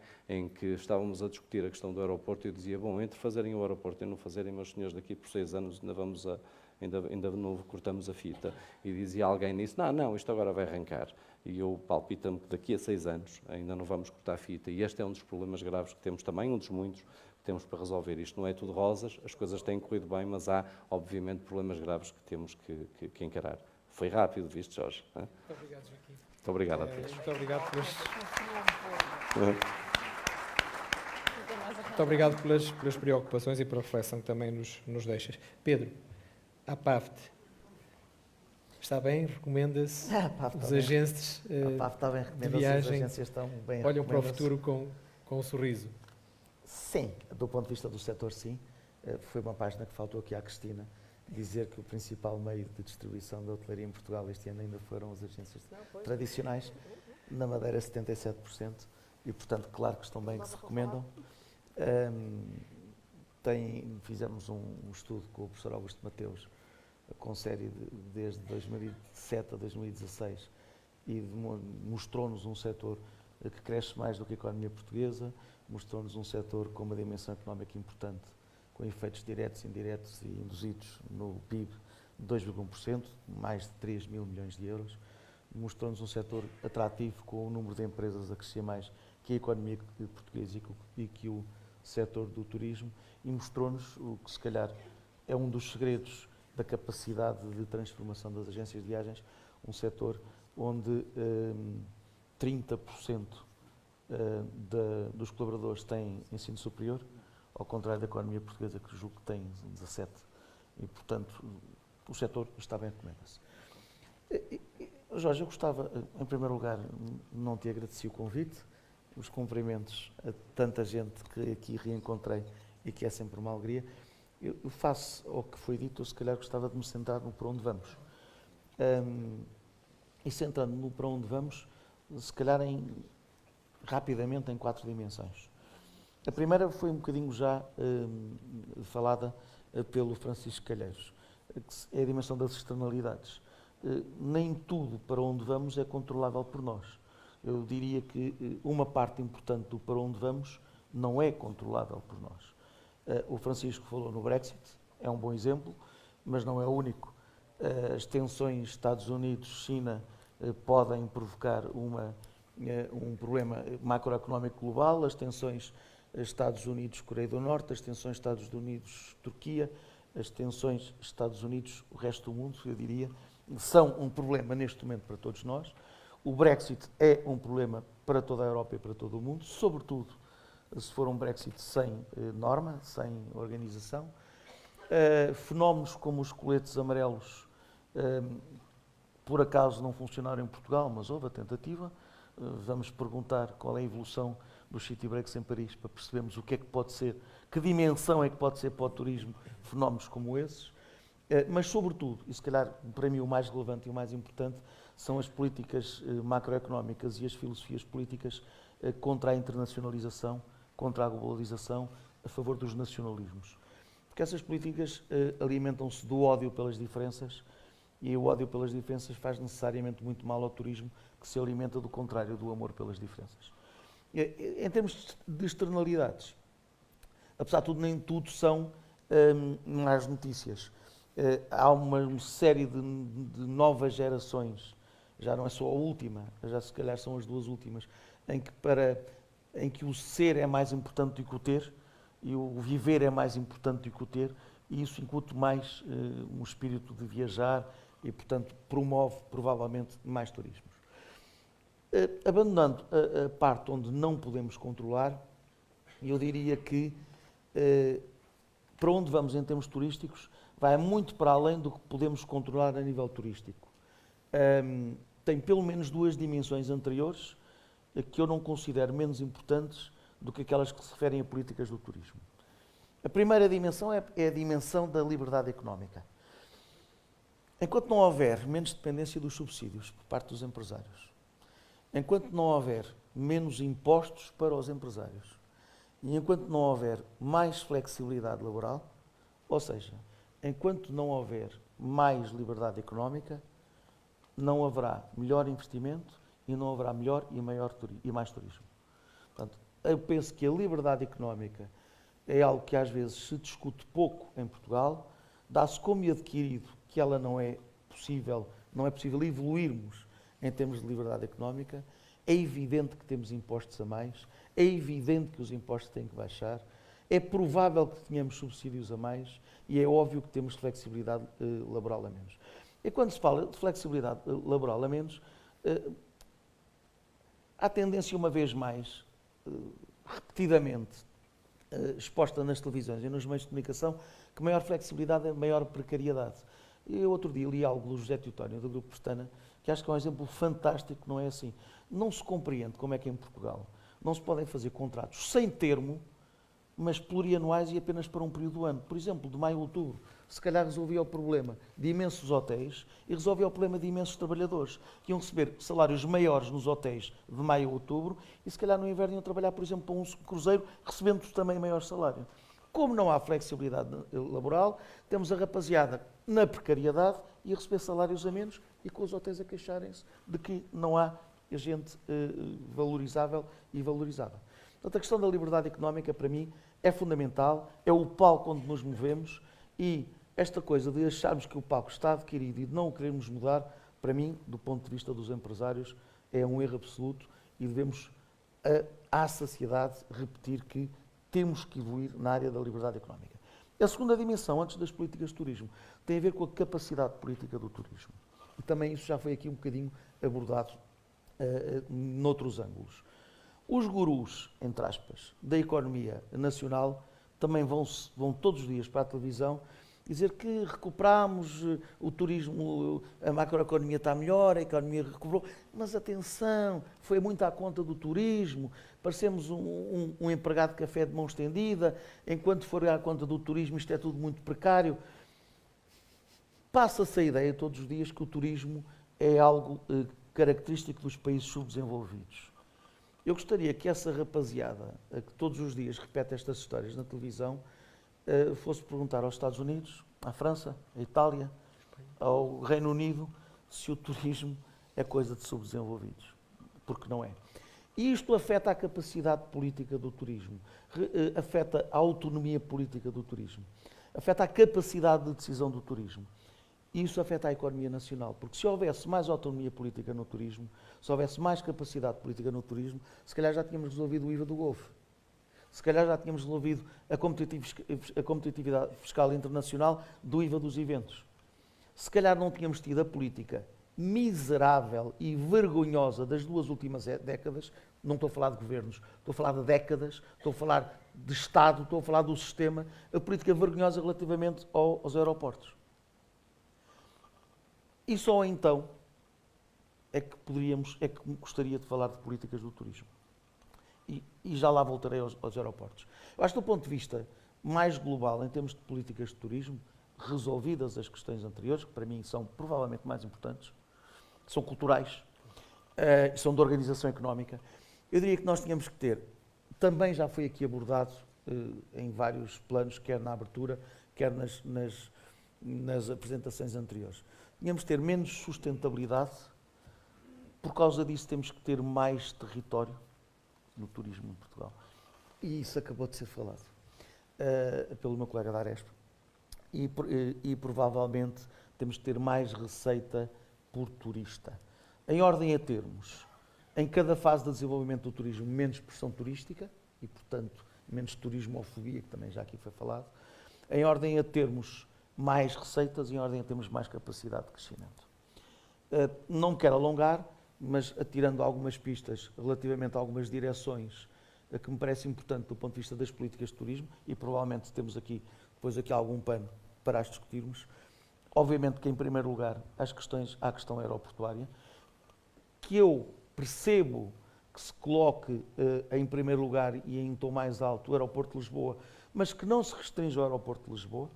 O aeroporto de Lisboa tem um problema de crescimento e de bloqueio. O aeroporto, já agora também um problema de bloqueio político, porque continuam sem iniciar estas obras. Mas o aeroporto da Madeira tem um problema de credibilidade. Tivemos mais de 80 dias de inoperacionalidade ao longo do ano por causa de ventos que já existem há centenas de anos. A tecnologia é melhor nos aviões, a tecnologia é melhor no aeroporto, os ventos são os mesmos e agora os dias de inoperacionalidade são maiores. E também temos um problema no aeroporto de Faro, que está, sobretudo, preenchido por low cost e por carreiras charter, e por causa disso aumenta a sazonalidade. E esse é um dos problemas da região. Depois, eu diria que também já aqui foi falado o problema dos recursos humanos, mas eu aqui acrescentaria, claro que sim, vamos precisar de mais formação, porque precisamos de mais rapaziada para trabalhar, mas não olhemos só para um lado da moeda. Não vale a pena estarmos a formar mais gente se a universidade não tiver mais ligação à economia e às empresas. E aqui o Jorge sabe isso muito bem. Eu acho que o IPDT é um bom exemplo de ligação às empresas e se calhar devemos ter mais estágios no IPDT por parte das universidades. É que nas universidades parece não haver diferença entre a universidade e a vida real, mas na vida real há. E é isso que é preciso ser apreendido. E por outro lado, também não vale a pena estar a formar rapaziada se depois continuamos a restringir a capacidade de contratação às empresas e com isso depois queixamos que as pessoas são formadas e vão para o estrangeiro. Provavelmente vão para sítios onde há mais liberdade de contratação e onde a meritocracia é mais importante do que a antiguidade. Em terceiro lugar, falando de território e de sazonalidade, eu acho que deveria haver mais interligação entre territórios. E isso é uma questão que se calhar dava para um debate. Porque se do ponto de vista do produto não é difícil aceitar que conceitos como o touring e por aí fora podem ser trabalhados por vários territórios, já a questão da promoção, que outro dia também li um artigo muito interessante do Frederico Costa, que vai cá estar, não sei se eu vou encontrar, mas podem picá-lo em relação a isso, sobre um aspecto muito melindroso. Nós podemos cruzar ou devemos cruzar o produto interregionalmente, mas não estamos a cruzar a promoção. Não vejo aqui gente suficiente das regiões de turismo para lançar o debate. Acho que é um debate importante. Devemos ter mais autonomia para as regiões de turismo ou devemos ter mais interligação entre as regiões de turismo se queremos um produto mais interligado? Enfim. Em quarto lugar, penso que obviamente são importantes políticas de ordenamento do território e da organização das cidades, mais verde, mais mobilidade, mais ecologia, mais limpeza, mais segurança, claro que sim, mas cá está, nunca olhar sempre para um lado da moeda. Mais diálogo com os investidores, mais diálogo com quem arriscou. Porque é muito desagradável nós estarmos a vender circuitos de cidade e Sintra para cruzeiristas, com o espaço a vendê-los para daqui a 2 anos e de repente temos a informação que a partir do próximo mês, afinal os autocarros ou não conseguem chegar ao barco ou não podem cruzar a cidade. Mas os circuitos já estão vendidos. E aqui estamos a falar da credibilidade do destino turístico. Portanto, também não vale a pena ordenar as cidades se não dialogarmos com quem arriscou o seu dinheiro nas cidades e contribuiu para o seu desenvolvimento, como muito bem disse o Joaquim há 5 minutos atrás. Porque é muito fácil acusar da confusão que existe no centro das cidades, mas é muito fácil também esquecermos do que é que existia no centro das cidades antes de haver essa confusão. Evidentemente, políticas de defesa da autenticidade também, juntamente com as condições naturais. Eu penso que a autenticidade é um dos valores mais escassos do planeta e um daqueles que vai ser mais procurado. O que é defender a autenticidade? Tu falaste dos Açores na abertura. Defender a autenticidade é defender salvaticamente o cozido das furnas. E é combater salvaticamente a rapaziada que está com uns plásticos, com umas omeletes fotografadas na Marginal já em Ponta Delgada, a vender aos turistas omeletes com batatas e hambúrgueres. Que é necessariamente pouco autêntico e é aquilo que eles têm à saída no próprio aeroporto. E finalmente, para não me alongar, penso que, mas para lançar outro tema que me parece importante, do ponto de vista de vetores básicos, políticas de apoio ao EMAI e ao MAIS. Porque estamos a falar, cá está, de aumento da receita por turística e o EMAI é aquilo que nos dá mais receita por turista. Estamos a falar de diminuição da sazonalidade e o EMAI é aquilo que nos traz diminuição da sazonalidade. Agora, uma vez mais, políticas integradas. Não vale a pena estarmos a pedir um centro de congressos e não ter suficientes marcas internacionais de referência na cidade de Lisboa ou na cidade do Porto. Não vale a pena estarmos a investir no mercado norte-americano, que exige essas marcas de referência, que existem mais na Colômbia do que em Lisboa. Não vale a pena estarmos a investir num centro de congressos e a discutir um centro de congressos, se depois impedirmos a mobilidade dos turistas, se impedirmos as pessoas de chegarem ao Bairro Alto e se nós temos que colocar 50 turistas em cadeiras de rodas no Caixo de Dré e para depois os fazer chegar a um restaurante do Bairro Alto. Não sei muito bem como. Agora, as trotinetes, pode ser que ajude. Enfim, não sei se foi muito alargado, mas tentei lançar aqui algumas pistas que penso que poderão eventualmente ser úteis agora num debate posterior. Muito obrigado. Pedro, muito obrigado. Muito obrigado também pelas tuas dicas e, acima de tudo, pelas áreas de intervenção. Nós estamos, naturalmente, como já devem ter reparado, bastante atrasados. Há alguma questão, e eu pedia especificamente que fosse questão e não comentário, porque senão não temos tempo, porque eu vou ter que roubar um bocadinho depois no almoço para nós estarmos dentro dos tempos dos painéis. Alguma pergunta que queiram fazer a algum dos nossos convidados? Por favor. Sim, pode falar alto, não há necessidade de tradução simultânea, portanto. De qualquer forma, tem aí já o microfone. Muito obrigado. Portanto, aquele projetou de turismofobia que está bem apanhado. Há algum preconceito quanto ao turismo. Eu queria saber, portanto, se a hotelaria se sente ameaçada pelo alojamento local, nomeadamente quando um prédio inteiro é alojamento local e não tem que ter os recursos humanos, logísticos e licenças que um hotel tem que ter. Muito obrigado pela brevidade da questão. Cristina, eu acho que é para si. Já a brevidade da resposta já é mais Peço-lhe uma complexa. brevidade semelhante à questão. Muito obrigada pela sua questão. Não é tanto ameaçada, digamos assim, mas há circunstâncias. A Associação de Hotelaria de Portugal, em 2016, já tinha encomendado um estudo à Universidade Nova, quer à parte económica, quer à parte de direito, de onde resultou que o alojamento local, quando nasceu em 2008, foi para albergar uma grande realidade, que era para, de um lado, as camas paralelas. Eu sei que eu estou aqui com um problema qualquer e eu venho um bocado aos soluços, não é muito agradável. Ou seja, as camas paralelas que existiam abundantemente no Algarve e que de facto não tinham enquadramento, trazê-las para dentro do sistema e depois absorver também uma série de categorias que foram extintas. Pensões, motéis, estalagens, albergarias. Portanto, o alojamento local era residual, digamos assim. Mas a vida anda mais depressa que a lei e aproveitou-se, de facto, uma grande facilidade de instalação, uma mera declaração à Câmara Municipal competente, nos edifícios pré-regeu, aliás, sem licença, depois disso com uma mera licença de habitação ou outra, aliás, juridicamente, eu sou jurista, colocam-se várias questões, começaram a surgir uma série de realidades. Ora bem, nós consideramos que, de facto, essa situação que deu nota, ou seja, prédios inteiros com alojamento local, tal como estabelecimentos de hospedagem com 30 utentes, tal como hostels, são, de facto, realidades muito mais próximas da realidade de empreendimentos turísticos do que as outras realidades importantíssimas na economia do país, não só durante a crise, mas ainda hoje, porque respondem a uma procura específica, que são apartamentos, quartos, moradias isolados, que hoje até já são explorados de forma comercial por empresas que se dedicam a isso. De facto, dentro do alojamento local é tempo de haver esta destrinça.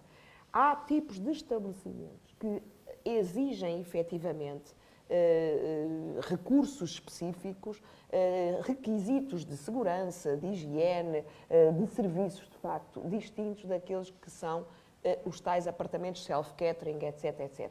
Não é uma questão de ameaça, é uma questão de equidade no acesso ao mercado. Estamos todos a trabalhar para o mesmo mercado, alojamento para turistas, sejam hotéis, sejam hostels, sejam guest houses, sejam quartos isolados, etc. Portanto, requisitos básicos devem ser comuns. Por outro lado, também não faz muito sentido que esta flexibilidade de uso, por exemplo, passar do uso de habitação para a utilização turística e, na prática, mantendo o mesmo tipo de licença. E não seja permitido também a um hotel reentrar no mercado do alojamento, por exemplo, da habitação. Imagine vender frações, considerar que, de facto, neste momento já não está a dar, entre aspas, ter tantos hotéis, mas há uma carência de habitação no centro do Porto, porque não reconfigurar hotéis em habitação? E, de facto, isto está vedado, porque as leis do urbanismo são fechadas, de facto, mais difíceis para quem tem licenças de utilização turística. Portanto, não é uma questão de ameaça, é uma questão de equidade. E há outra parte que eu disse que é fundamental. Nós, neste momento, temos pelo menos 3 vezes mais camas em alojamento local do que camas turísticas. E é preciso monitorizar isto. É preciso, de facto, até por causa desta questão da turismofobia, da capacidade de carga e de perceber que realidade é esta. Finalmente, estão a entrar dentro do alojamento local realidades que não cabem noutros sítios, estilo residências para estudantes, estilo hotéis em barricas, estilo etc, etc. Portanto, dentro do alojamento local, que deveria ser para turistas, já estão realidades que, de facto, já não têm cobertura na lei. Portanto, neste momento temos um vestido muito curto, muito, já não tapa realmente as coxas para uma realidade que explodiu. E, portanto, há aqui necessidade de afinar conceitos e voltar a perceber que, até por isto que o Joaquim dizia, assim, isto quando nós olhamos para o território, vamos a nós, eu discordo um bocadinho de ti por uma razão, que é assim, primeiro, o hotel é eminentemente um fenómeno urbano. Não há hotéis perdidos no meio do Alentejo, ou lá perdidos no meio da Serra da Lousã, a não ser produtos muito específicos, porque vivem ou de enoturismo, ou de turismo rural, ou de não sei o quê. Portanto, o hotel é um fenómeno urbano ligado a congressos e incentivos, ao conhecimento do património, etc, etc. De cidade de primeira, de segunda e terceira linha. Portanto, são fenómenos eminentemente urbanos. Quando nós olhamos para o mapa do território e vimos onde é que eles estão concentrados, não apenas em Lisboa e Porto, mas obviamente em Coimbra, em Leiria, em Viseu, etc. Portanto, em cidades é natural. Por outro lado, é assim, se o próprio Estado desinveste, porque é verdade, porque não há população, fecham escolas, fecham tribunais, fecham serviços públicos, fecham bancos, fecham etc., do interior, porque cargas de água é que havia de ser o último dos moicanos, o turismo, e ser o empresário do turismo que vai para lá. Como vocês dizem bem, o turismo é um negócio. Portanto, onde há atividade económica, onde há população, onde há património, onde há cultura, onde há vias de acesso, onde há incremento à procura por mais, etc., o turismo surge naturalmente, mas não é o primeiro a surgir, não é? Não é nem o primeiro a surgir, nem o último dos moicanos que sobrevive quando já tudo o resto fechou. Portanto, esta questão de ter outro tipo de realidades, outro tipo de alojamento, como por exemplo o alojamento local, que consegue de facto lidar com um mercado laboral mais ou menos fechado. Eu nem em tudo concordo com o Pedro Costa Ferreira, mas teremos um painel que depois, onde está aliás o Manel Carvalho, que poderemos falar um bocadinho disso, da questão também da sazonalidade e da ligação aos contratos de trabalho e à flexibilidade, mas de facto há vantagens em ter certo tipo de alojamento, com uma realidade que pode ser mais ou menos esporádica, só abrir durante uns meses no ano, fechar, etc., que o alojamento local acomoda melhor. Muito bem, Cristina. Eu não vou passar a palavra para a plateia, porque eu acho que o Joaquim quererá dizer alguma coisa. Quero nós. Pedro também. Obviamente que nas associações e as pessoas, obviamente, que discutimos muito isto. Há coisas que temos, obviamente, uma linha em que pensamos o mesmo, há outras em que divergimos, como em tudo na vida, e mal era se não fosse assim. Obviamente discordo da Cristina, não acho que tenha que ser um fenómeno eminentemente urbano, e não acho por uma razão muito simples. Está mais que estudado que um hotel pode ser uma atração turística, num sítio onde não seja atração turística. Isto está mais que estudado, quer do ponto de vista académico, quer do ponto de vista técnico. Eu dou-vos um exemplo concreto. Quando abri o primeiro hotel em Baião, Baião era, há mais de 15 anos, na Europa, tido como a zona mais deprimida da Europa, ou seja, com rendimento mais baixo per capita. Abrimos o primeiro hotel, depois abrimos um segundo hotel também em Baião, e hoje Baião está muito longe de ser a região da Europa que não tem só a ver com este desenvolvimento de turismo que aconteceu em todo o território. Hoje Baião tem mais de 400 camas. Estamos a falar de um sítio que vivia praticamente da construção civil e da agricultura. Hoje vive essencialmente o turismo. A quantidade de pequenas empresas que se foram formando, desde a produção de compotas a produtos endógenos, que se foram formando na região, contribuíram decisivamente para o arranque daquela... E eu, até contra mim, falo. Quando eu falo de que temos que fazer alguma coisa pela desertificação e pela aposta no interior, há bocadinho falava o Pedro, que os empresários, eu falo contra mim, porque também investi na cidade do Porto. Está na hora, e sei que a Cristina provavelmente não concordará comigo, e é legítimo, está na hora de apoiarmos os nossos compatriotas do interior. Há subsídios para a instalação de hotéis que o façam no interior. Redistribuição de riqueza. E não em sítios onde compramos hoje um edifício por 5 milhões e vendemos amanhã por 9. E, portanto, há que olhar para as coisas de uma forma concreta e objetiva. E se nós não podemos dizer se as coisas estão mal de alguma forma, e eu estou a falar do exemplo do Baião, não é por ter contribuído eu, sou uma pequena, enquanto empresário, sou provavelmente uma das pequenas motivações que fez com que o Conselho arrancasse. E como esse, outros. Mas há, e também não sou apologista, que deve-se fazer, porque todos os presidentes de Câmara querem um hotel. E nós sabemos que nem todos os sítios os hotéis funcionam. Eminentemente, ou seja, sobretudo urbano. porque obviamente sabemos que qualquer presidente de Câmara, em qualquer sítio, mesmo que não tenha público para isso, quer um hotel. E muitos desses sítios, efetivamente, o alojamento local é uma solução melhor. Mas, aqui, quer do ponto de vista daquilo que são as políticas públicas e dos apoios, até comunitários, dos pacotes comunitários, eles, na minha opinião, devem ser cada vez mais canalizados para o interior, para onde eles são efetivamente necessários e para esta disseminação do turismo que é essencial para a sobrevivência do interior.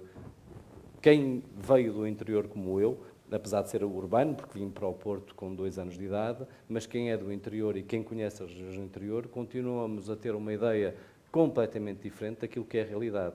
O Douro não é a realidade dos vinhos e das grandes famílias produtoras. É uma série de famílias que vivem em condições precárias, não há gente para cuidar das vinhas, a maior parte das pessoas tem um rendimento per capita muito abaixo do resto nacional e, portanto, há que olhar para o interior porque ele existe e são, obviamente, nossos compatriotas que estão lá e que vivem lá. Obrigado, Joaquim. Pedro, queres acrescentar alguma coisa e pôr o ponto final?